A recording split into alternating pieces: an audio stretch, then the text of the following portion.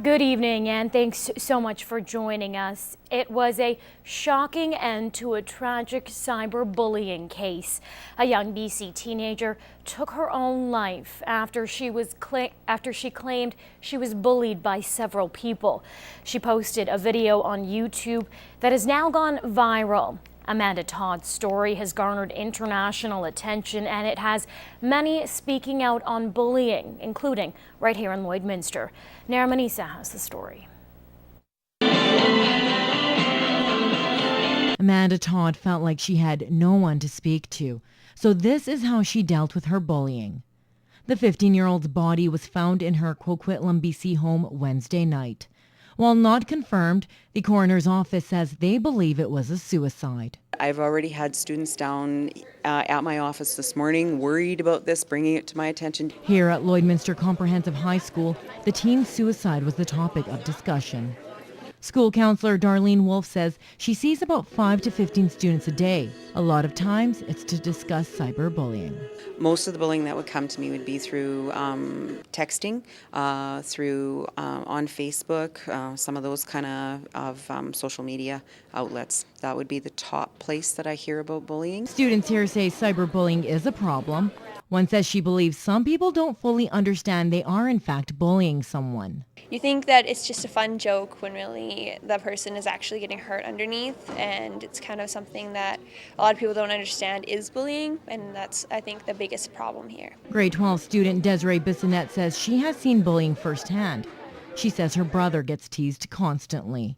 Her advice to bullies is simple. If you don't like somebody, you don't have to make fun of them, because they have their own things they're going through. They have their own, problems. You don't need to add to that. As for Amanda Todd, the young girl was suffering from depression and anxiety. She felt all alone, and that is something the counselor says no one should have to go through. Build yourself a support network. Reach out to people who have maybe been in that circumstance, or people who work in the field that can give you some strategies and help you cope through that really difficult time, because you can get through it. Nara Manisa, Newcap News. A person in southern Alberta has died from the West Nile virus. Alberta Health Services says it's the province's first West Nile-related death in 5 years. There have been 9 other cases of the virus reported in Alberta so far this year. Well, there's a record-breaking amount of candidates trying to secure one of 6 spots on Lloydminster City Council. But will that entice local voters to hit the polls?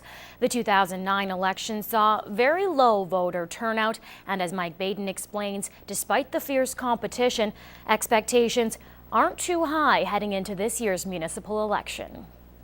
More than 4,000 Lloydminster residents hit the polls in the last municipal election, a number that isn't expected to rise. Unfortunately, I think this will be a tough one to draw from. It's going to really count. The 16 ballots our candidates really have to do their job and get their numbers out, and hope that those numbers will also support other candidates. But having 16 candidates running for council could raise some interest. I think so. It should be. Probably. You get more options, you might be more interested. Phil says returning councillors should receive the same support, but the new ones have to separate themselves from the pack. When you're looking and you read the portfolios or their backgrounds, there's so much similarity in there. It's hard to decipher which one do you think will be the best, which one has the best a number of experience that will really contribute. With no one running against Mayor Mulligan, Phil feels the overall knowledge of all councillors won't be as high. Because it draws you to the ballot box, you will also look at the others and you'll do a little research to say, okay, where else do I want to put my ballot? You're not, because the mayor, the leader is very important, but without a really good council and a progressive and dynamic council, the mayor's hands can be tied. Mike Baden, Newcap News. Well, the border city's economy is booming, but still some are left struggling with the bare minimum. The men's homeless shelter is starting up its 2nd annual homeless count to see how big the need is here in Lloydminster, and is asking the public for help. The shelter is calling on volunteers to help out at different count locations on October 30th. But first, you're asked to come to an orientation this coming Wednesday at 7 p.m. at St. John's Anglican Church. Pastor Michael Stonehouse says the reason to lend your time is simple. is to make Lloydminster the best possible community we can. And the idea is that as much as we, really in some ways, the measure of a community is how we care for its most vulnerable people. There are a few different types of homelessness. The first type people generally think of is living on the street, but living in overcrowded situations and couch surfing is also considered homelessness. As a city, is we work together. And so whether it's at the top layer of the city council or whether it's the grassroots, you and I, we need to work together on this. The count will give the city a better understanding on what needs to be done to fix up shelter issues. 7 different locations will be counting, and the teams of volunteers are also combing through border city streets.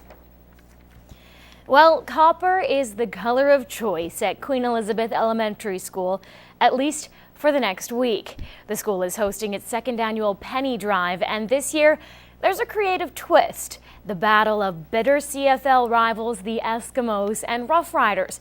Stefan Kaczmar explains. So why are you putting so many pennies in the Rough Riders? Because I want to help them win and not Eskimos. Healthy competition never hurts, especially when the proceeds go towards helping a great cause in a community that both Rough Rider and Eskimo fans can enjoy. We help a lot of organizations here in town, anything from the Handy Van to Big Brothers and Big Sisters. So we thought, this is a great way to help out. And we know the United Way helps out these organizations. So, and this year we thought we'd put a little different mix on it. This campaign couldn't have come at a better time. It just so happens that the Rough Riders and Eskimos square off on Saturday. We have such a mix of students. Some cheer for the Edmonton Eskimos, some cheer for the Rough Riders.